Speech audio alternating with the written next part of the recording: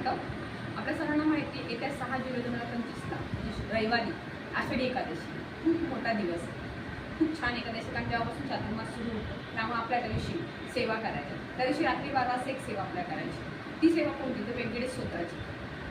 ही सेवा तुम्ही 1 दिवसाची करू शकता, 3 दिवसाची करू शकता, 21 दिवसाची सुरू करू शकता.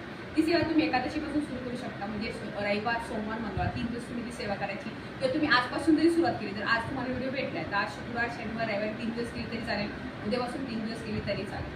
सेवा काय तुम्हाला? व्यंकटेश स्तोत्र. व्यंकटेश स्तोत्र रात्री 12 वाजता बरोबर तुम्हाला वाचायचं. पावणे 12 तुम्ही आंघोळ वगैरे करायची, सुश्रीभूत ठेवायचे, किंवा तिथे देवासमोर घिजा किंवा तेलाचा दिवा लावा, अगरबत्ती धूप लावा आणि व्यंकटेश स्तोत्र संस्कृतमधलं घ्या, मराठीतलं घेऊ नका, ते खूप मोठं आहे ना, अवघड आहे, थोडंसं मोठं पडतं ते. संस्कृतमधलं खूप सोपं आहे, ते तुम्ही घ्या. 1 ते 8 पर्यंत तुम्ही 20 वेळा वाचा आणि 21 वेळा येईल त्याचं फलश्रुती वाचा. असं तुम्ही 21 वेळा एका वेळेस वाचायचं. म्हणजे 12 वाजता प्रॉपर सुरू करायचं. तुम्हाला पाऊण तास लागेल, जास्त वेळ तर 1 तास लागेल, नवीन असेल त्यांना 1-1.5 तास लागेल.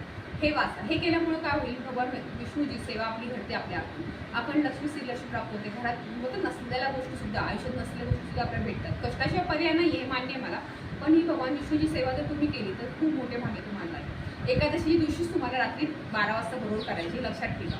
आणि जर तुम्हाला ही 3 दिवसाची सेवा करायची असेल, तुम्ही रात्री रोज 12 वाजता, तुम्ही रात्री 12 वाजता तुम्हाला करायची 3 दिवस. 21 दिवसाची करायचं तर तुम्ही रात्री 12 वाजताच करायची, लक्षात ठेवा. रात्री 12 शिवाय पर्याय नाही. रात्री 12 नंतर मी 11ला करेल, 10ला करेल, तसं नाही. त्याचा नियम आहे, रात्री 12 वाजता ती सेवा करायची असते. रोज 21 वेळा वाचायचं असतं, हे लक्षात ठेवा. आणि नियम काय? तर तुम्ही 21 दिवसाची सेवा करणार असाल तर तुम्हाला मांसाहार वर्ज्य आहे, मांसाहार खायचं नाही, पूर्णपणे वर्ज्य ब्रह्मचार्य पालन करावं लागेल, हे लक्षात ठेवा तुम्ही.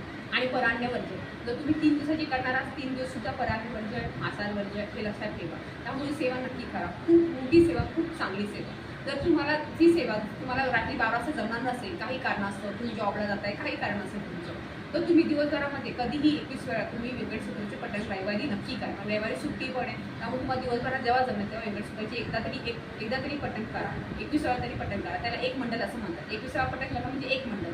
असं तुम्ही केलं तर तुम्हाला खूप चांगली फलश्रुती भेटेल. ती सेवा केल्यामुळे खूप चांगले अनुभव लोकांना आलेले आहेत. तुम्हालाही चांगले अनुभव येतील. फक्त श्रद्धेने आणि मनापासून करा, चांगले रिझल्ट भेटतील. श्री स्वामी.